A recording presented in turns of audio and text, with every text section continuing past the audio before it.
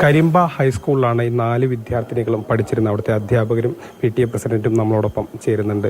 പക്ഷേ ഒരു വല്ലാത്തൊരു അപകടമായപ്പോലെ 4 പേർ ഇങ്ങനെ ഒരു വല്ലാത്തൊരു അപകടം വരുന്നത്. അപ്പോൾ എങ്ങനെയാണ് ഈ ക്ലാസ് തുടങ്ങുന്ന കാര്യം, മറ്റുള്ള കുട്ടികളുടെ കാര്യങ്ങളൊക്കെ? ഇപ്പോൾ ഇന്നലെ പരീക്ഷ കഴിഞ്ഞ് പോകുമ്പോഴാണ് അപകടം ഉണ്ടായത്.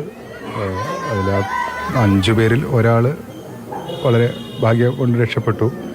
ഇനിയിപ്പോൾ ആ കുട്ടിക്കും അതുപോലെ ആ ക്ലാസ്സിലെ കുട്ടികൾക്കും ഉണ്ടാകുന്ന മാനസിക പ്രയാസങ്ങളാണ് ഇപ്പോൾ നമ്മൾ അലട്ടുന്നൊരു കാര്യം.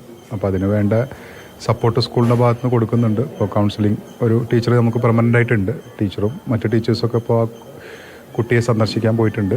അതുപോലെ ആ കുട്ടിയുടെ ഏറ്റവും ക്ലോസ് ആയിട്ടുള്ള കുട്ടികളൊക്കെ കണ്ട് അവർക്കൊക്കെ ഒരു മാനസിക പിന്തുണ കൊടുത്ത് തിങ്കളാഴ്ച ഇപ്പോൾ പരീക്ഷ നടന്നുകൊണ്ടിരിക്കുകയാണ്. ഇന്നത്തെ പരീക്ഷ മാറ്റിവെച്ചു. കുട്ടികളോടൊപ്പം തന്നെ അധ്യാപകർ നിങ്ങൾ നിരന്തരം അവരെ കണ്ടുകൊണ്ടിരിക്കുന്നവരാണല്ലോ. അപ്പോൾ നിങ്ങൾക്ക് എങ്ങനെയാണ് ഈ ക്ലാസ് എടുക്കുമ്പോൾ അതിനെ സംബന്ധിച്ചൊരു കാര്യങ്ങളൊക്കെ? അവരെ സംബന്ധിച്ച് പറയുകയാണെങ്കിൽ ഞാൻ 2 ഡിവിഷനിലുള്ള ഈ കുട്ടികൾ ഉണ്ടായിരുന്നു. 8ാം ക്ലാസ്സിലാണെങ്കിൽ 2 ഡിവിഷനിലായിട്ടാണ്. 2 ഡിവിഷനിലും എടുക്കുന്ന അധ്യാപകനാണ് ഞാൻ.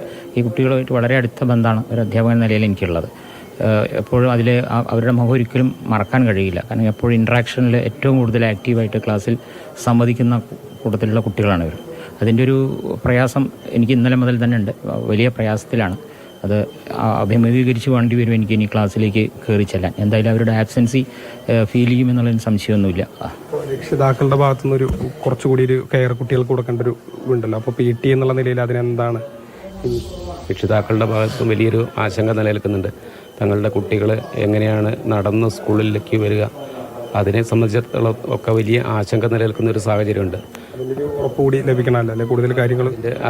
അതിനെ സംബന്ധിച്ച വലിയ ഉറപ്പുകൾ നമ്മുടെ അധികാരികളുടെ ഭാഗത്തുനിന്ന് ഞങ്ങൾക്ക് ലഭിക്കേണ്ടതുണ്ട്.